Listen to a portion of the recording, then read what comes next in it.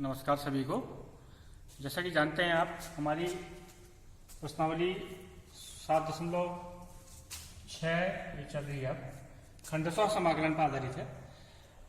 तो आपको कैसे, इसका नियम क्या है, integration of F x D x into F x dot G x D x आपको बता दिया गया है किस से होते हैं, या हम इसको जनरली आपने integration of u dot v d करके आपने पढ़ा है इसको। तो इसी प्रकार से इसमें हमने जो प्रश्नावली ली है के जो प्रश्न लिए हैं, मैंने 3 प्रश्न यहाँ लिए हैं, x sine x, x sine 3x, x square e की पावर एक्स डी एक्स। और इसमें एक बहुत महत्वपूर्ण प्रश्न है integration of log x. Generally बच्चे क्या करते हैं जब हम पढ़ते हैं सवालों को, तो जल्दीबाजी में D by D x of log x 1/x, तो बहुत जगह हम देखते हैं जो कॉपी तो इंटीग्रेशन ऑफ लॉग एक्स भी 1/x लिख देते हैं, वो गलत है। तो इसको हम ले लेते हैं, ये सूत्र आपको बहुत काम आएगा, इसको सूत्र भी समझ सकते हैं, प्रश्न भी समझ सकते हैं। तो अब आपको एक चीज और बता दी गई है कि आपने जो यूज करना है आइलेट वाला नियम बताना है, और आइलेट में आपको बता दिया गया है ये इनवर्स है, लॉग है, ये आपको बता दिए गए हैं, तो उसी क्रम में लेना है। तो अब लॉग एक्स आप कहेंगे कि सर आपको तो इसमें 2 फलन थे, इसमें एक नहीं है, तो इसमें हम अपने मन से एक अचर फलन दो देते हैं, इसको 1 कह देते हैं, इसको कोई फर्क नहीं पड़ेगा, log x इंटू 1 dx। तो देखते हैं, अब हम इसको इस नियम के हिसाब से इसको फर्स्ट मान लेते हैं और इसको सेकंड फलन मान लेते हैं। अब देखेंगे जब लगाएंगे इसमें इंटीग्रेशन, तो क्या बताया था आपको, log x integration of 1 dx minus dy dx of log x integration of 1 dx, और जितना आएगा उसका फिर से हम इंटीग्रेशन करते हैं। आप देखेंगे log x इंटीग्रेशन 1 dx जानते हैं आप, एक का समाकलन जो करेंगे तो खाली x आएगा, minus dy dx of log x 1/x होता है, और इसका इंटीग्रेशन जो होगा फिर से x आएगा, और उसके बाद जितना आया उसका दोबारा से हम इंटीग्रेशन करेंगे। तो आप देख रहे हैं x से x कैंसिल हो गया, तो जो आपके पास बचा इसको हम पहले लिख देते हैं x log x, और ये फिर से 1 dx बचेगा, और इसका जो समाकलन आ जाएगा वो x आ जाएगा। आपको ये बता दिया गया कि इसके अलग अलग हमने कांस्टेंट क्यों नहीं लिखे, क्योंकि वो कट जाते हैं आपस में, तो हमने इसका लास्ट में जो ये वाला पार्ट है उसका इंटीग्रेशन हमने कांस्टेंट हमने c लिख दिया। तो अब आप इसको याद भी कर सकते हैं कि integration of log x dx जो होगा हमेशा x log x minus x plus C, इसका उत्तर आएगा, और बहुत बार आपके आगे प्रश्नों में काम आता है। तो ये बहुत महत्वपूर्ण प्रश्न है, इसको बच्चे नोट करेंगे, कभी कभी परीक्षाओं में ये 2 नंबर में पूछा जाता है। आपकी प्रश्नावली जो है 7.5 का पहला प्रश्न है integration of x sine x dx।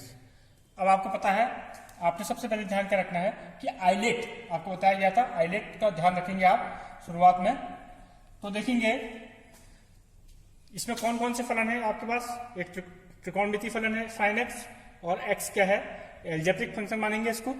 तो इसको हम किसको पहले लेंगे, तो आपको स्पष्ट है कि a पहले आ रहा है, तो हम इसको फर्स्ट फलन मानेंगे और इसको सेकंड फलन मानेंगे। जरूरी नहीं है कि प्रश्न आपको ऐसे दिया हुआ साइन एक्स इंटू एक्स भी दिया जा सकता है, लेकिन आपको इस रूल को फॉलो करना है।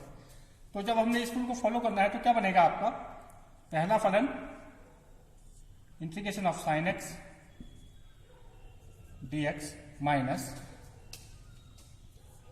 dy dx of x integration of sine x। जितना आएगा इसको आपने मैंने लिख दिया है, एक ब्रैकेट में आ जाएंगे, इसका फिर दोबारा से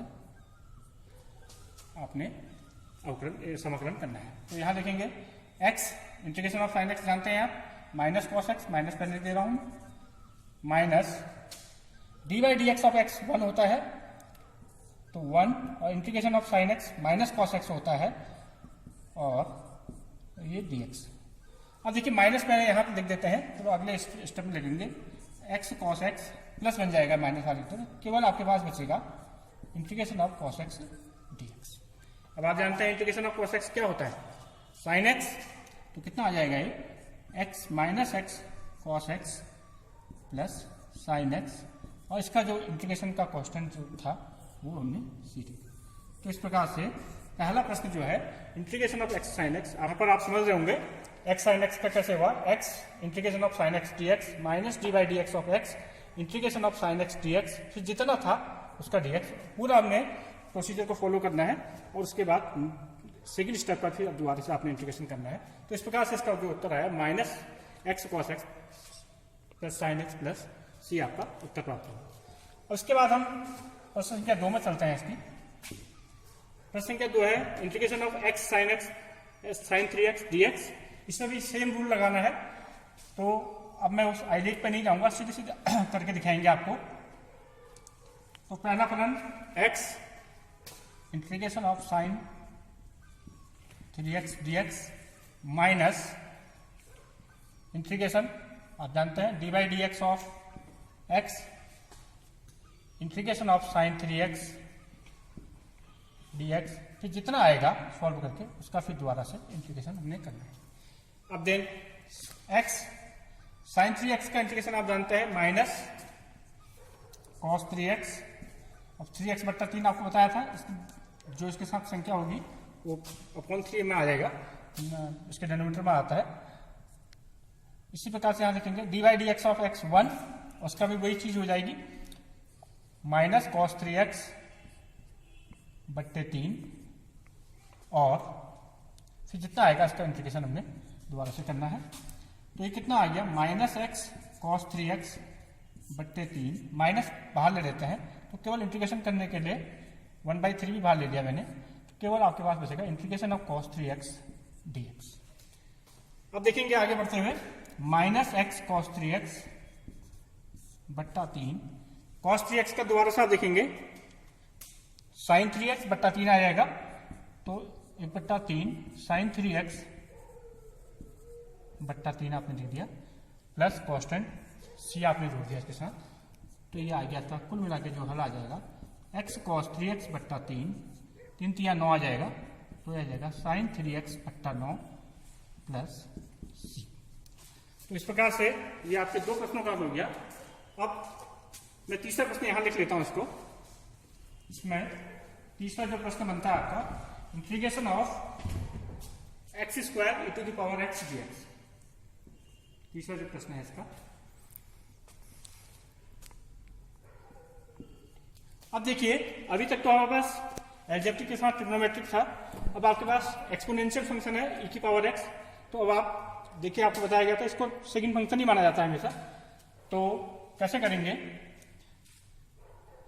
x square integration of e की power x dx minus integration of dy dx of first function x square integration of e की पावर x dx, फिर जितना सॉल्व करके आएगा उसका दोबारा से हम इसका इंटीग्रेशन करेंगे। अब e की पावर x का आपको बताया गया था, e की पावर x का इंटीग्रेशन वही होता है e की पावर x ही, तो एक्स स्क्वायर e की पावर x माइनस, अब एक्स स्क्वायर का क्या आ जाएगा 2x, तो 2x e की पावर x का e की पावर x जितना आया उसका आपने dx करना है। तो देखेंगे एक्स स्क्वायर e की पावर x माइनस 2, आपके पास x e की पावर x dx। अभी तक तो जो प्रश्न थे हमारे यहीं पर सॉल्व हो जा रहे थे, लेकिन यहाँ पर दोबारा से आपको इंटीग्रेशन करना पड़ेगा। तो एक स्टेप और आगे बढ़ गए हम। तो इसमें करते हैं एक्स स्क्वायर e की पावर x माइनस 2। अब इसमें भी ये चीज है, यहाँ पर पद हट गया है, केवल एक्स स्क्वायर x आ गया है, बाकी चीजें वही रहेंगी समान। तो माइनस इसमें क्या आ जाएगा, पहला फलन इंटीग्रेशन ऑफ e की power x minus D by D x of x integration of e की पावर x dx, जितना आएगा उसका इंटीग्रेशन दोबारा से करना पड़ेगा। तो देखते हैं एक्स स्क्वायर e की power x minus 2 x e की पावर x का e की पावर x माइनस, अब देखिए D by D x of x 1 आ गया और e की पावर x का इंटीग्रेशन e की पावर x ही रहेगा, तो कुल मिला के बन जाएगा e की पावर x dx। अब देखेंगे एक्स स्क्वायर e की power x minus 2x e की पावर x, अब इसका इंटीग्रेशन माइनस e की पावर x का e की पावर x ही रहेगा और प्लस सी आपने लास्ट में कांस्टेंट जोड़ा। तो अब इसको हम सॉल्व करेंगे, तो एक्स स्क्वायर ई की पावर एक्स, तो ये कितना आ जाएगा 2x ई की power x minus 2 minus minus plus आ जाएगा 2 ई की power x plus 2c minus 2c आएगा, हम उसको फिर से कांस्टेंट कह देते हैं सी ही मान लेते हैं या 2c को इतना ही रहने देते हैं। इस ब्रैकेट को अगर हम यहाँ पर भी लगा दें तो आपको नया क्वेश्चन लगाने की जरूरत नहीं है, तो हम इसको सी ही लिख सकते हैं।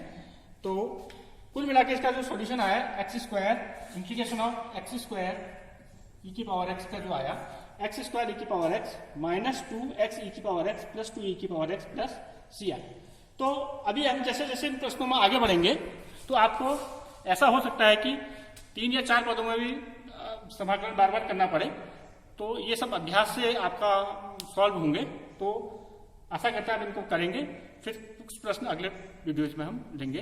धन्यवाद।